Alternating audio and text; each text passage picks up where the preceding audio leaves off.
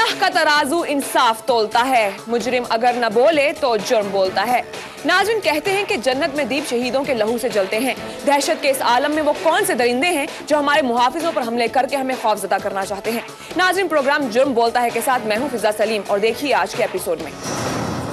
Punjab police के शेर जवान किसकी गोलियों का बने निशान। नौमौलूद महकते फूल मगर कूड़े करकट के ढेर पर। शादी पर जाने की जिद, बीवी और 3 माह का बेटा आग के सुपुर्द। जहरीला केमिकल कातिल बन गया, कई घरों में सफे मातम। कानून की राहदारियों में इंसाफ का दम घुट गया। डकैती की वारदात एक खुद साख्ता कहानी। अजमतों के सौदागर कानून के कटहरे में।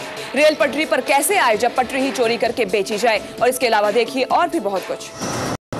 कुछ जुर्म के कारनामे अटक में भी नए रूप से हुए हैं। डकैती की वारदात का स्क्रीन प्ले किसने लिखा और कैसे खुद साख्ता कहानी बनाने वाले खुद ही फंस गए।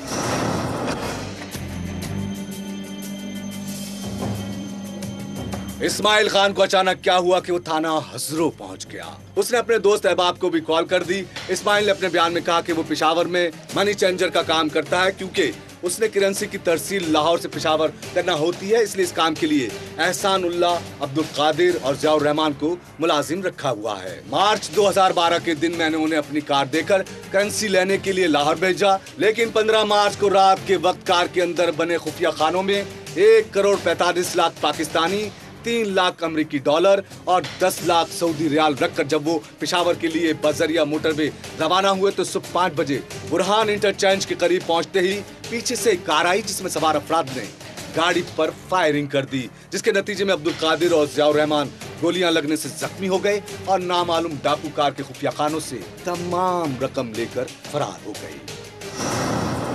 इस्माइल जब खुद मौका वारदात पर पहुंचा तो ऐसा लगा जैसे कहानी वो नहीं जो बताई जा रही है। तो फिर सच क्या था, कौन गेम खेल रहा था, ये दिखाएंगे आपको, लेकिन एक शॉर्ट ब्रेक के बाद। Welcome back. जी हां, लगता यह था कि निहायत चालाकी के साथ डकैती का महज ढोंग रचाया गया। शक होने पर इस्माइल ने मुल्जिमान के खिलाफ मुकदमा दर्ज करवा दिया। पुलिस ने तीनों मुल्जिमान को जख्मी हालत में गिरफ्तार कर लिया। डीएसपी अकबर अब्बास का कहना है कि तीनों मुल्जिमान के बयानात और उनके जख्मी होने के अंदाज से पता चलता है कि ये झूठी कहानी गढ़ी गई है। उसको दाएं बाजू पे फायर लगना चाहिए था, जबकि ड्राइवर के बाएं बाजू पे फायर लगा है।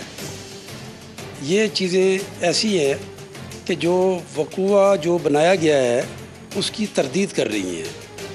फिर उसके ड्राइवर के साथ वाली सीट पे जो बैठा हुआ था उसके और ड्राइवर के दोनों के पैर पर अलग-अलग गोलियां लगी हैं, जबकि गोली आर पार हुई है। जूतों का जो तला है उसमें कोई सुराख नहीं है, ना ही उसके ऊपर कोई ब्लड है। तो मुद्दई खुद उसको शक है कि ये जो तीनों अशख़ास हैं इन्हीं की कोई एक कारस्तानी है, जिसके तहत वाक़यात जो है उसके मुताबिक वो नहीं है। इसे कहते हैं अपने जाल में खुद फंसना। मुल्जिमान ने सारा काम बड़ी चालाकी से किया, लेकिन शायद वो भूल गए कि जुर्म भूलता है। लेकिन कहानी का एक अफसोसनाक पहलू ये भी है कि माशी दौड़ के इस जमाने में पैसे के उसूल के लिए इंसान अपनी जान को खतरे में भी डालने से गुरेज नहीं करता।